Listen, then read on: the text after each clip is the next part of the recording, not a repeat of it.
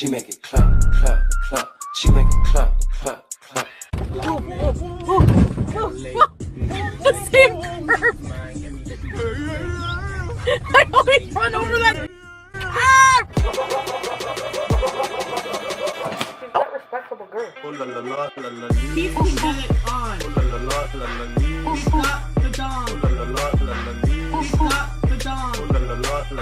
He's got it on. Dong. Wow. Dong. Wow.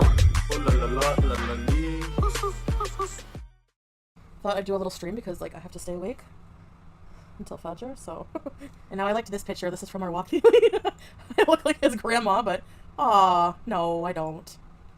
Yeah, this is this was our walk on the beach together. This is without filtering. You're still adorable, babe. Oh, thanks, babe. You know what so I just want to touch on something before I get into what I wanted to talk about briefly. So I just want to say, yes, for Ramadan, I'm trying not to be negative. I'm trying not to, specifically if I address something, I don't think the issue is in addressing something or talking about something I feel is important to talk about. It's how I talk about it, you know? So I'm not going to be name calling. I'm not going to be using foul language, and all this and that. I'm going to try to, okay? I know last time I did my live stream, I slipped out a few dumbs and stupids and all that.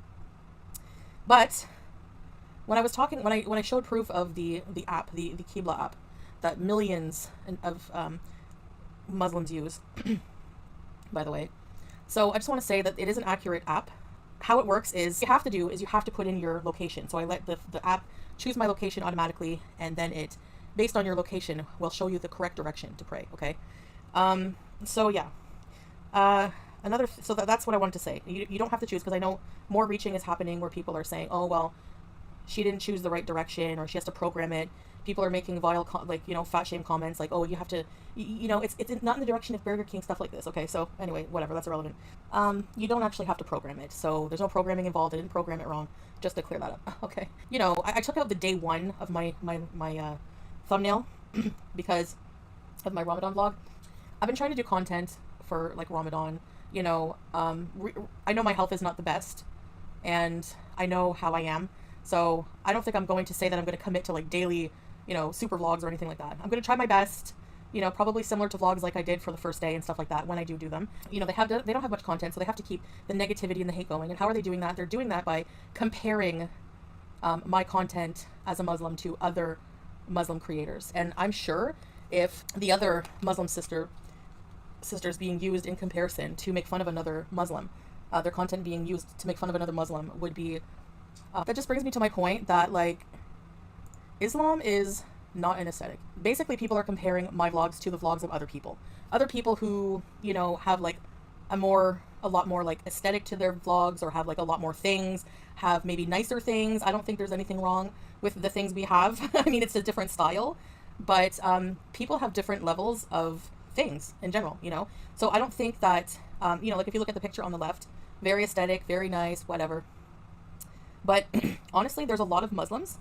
who literally will pray on a piece of cardboard in the wet earth, in the dirt. And whether you're praying in the dirt, whether you're praying on a $500 prayer rug with your name engraved in gold on it, honestly, Allah doesn't care. Actually, he will probably praise the poor person praying in the dirt first, because excessive like things and wealth is looked down upon in Islam. He would probably rather you use your money to donate to poor people.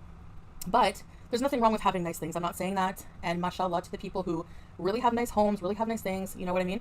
But I'm just saying that like comparing one Muslim to another, like just for content and to, keep perpetuating hate against somebody for how they worship their God is just disgusting, especially when you don't know anything about a religion.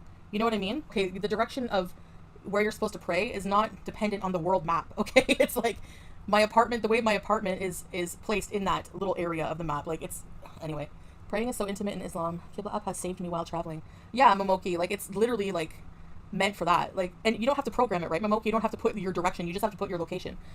Like, it's not the same. Like I don't know what people are thinking, but anyway. Yeah, I'm not gonna lie, after doing like for Fajr, the sujud is not bad. I can, but when I have to do 4 rakats, like for Tarawih, like for the extra prayers, the long ones where you have to do like 8 rakats, I'm sitting for that. But if I have to do only like between 2 to 4, like for the regular prayer, it's not as bad.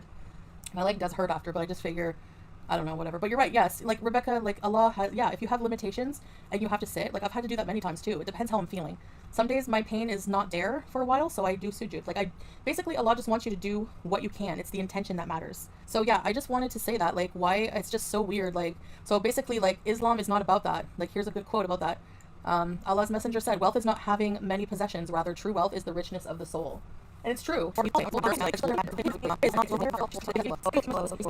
This world is too complex. It's like, you know, to me, like I put on my TikTok, I don't want to get all too religious because I know, you know, it's like, you know, can be annoying for some people, but it's true. It's like, to me, the proof that there's a creator is that there's creation. There's like intelligent, well thought out creation. Everything on this planet is to sustain life, and it's here for us, you know? And it's like, I don't know. And that's all that matters to me now. That's all that matters to me is these things, these new things. And every time that I want to go back to Canada, and I associate my life in Canada for some reason, I just can't get over that right now. So that's why I think it's better to stay away for now. It's just that I associate that old life before Islam in Canada. And I think that it's like, I feel like I'm just going to go back to all the material things, and that's all that's going to matter. The wheelchairs, the food, all the things that were distracting me from what life really is about. And it's these distractions are everywhere, and they're meant to take us off the right path. And like here, I associate myself with the right path here. I don't know. It's just like, you know, so that's what I mean by like a tug of war with myself. And I do, it gets hard. It's hard because I feel kind of like it's new, it's weird, it makes you face yourself. It makes you think of things that you don't want to think about, you know?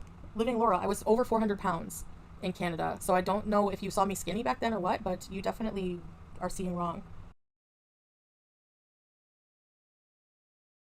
Walked more with Salah and in Kuwait. Yeah, I walked, look how much I walked in Boulevard, even if it was the way I was walking is off. I mean, I'm a big person, yeah, you know, so the way I was walking, my gait might have been off. But in Canada, I would drive everywhere, and I would occasionally do a walk and be out of breath in 1 minute. So no, exactly, Meep.